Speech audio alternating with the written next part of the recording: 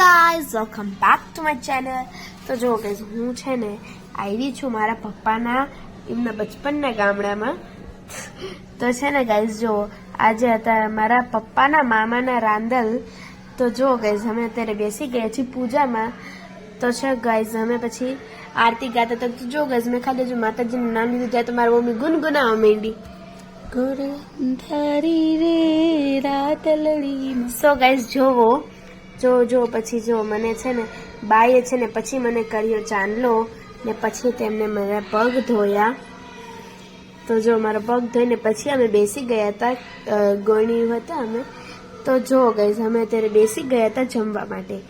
So bye bye guys, please like and share and subscribe. Bye by.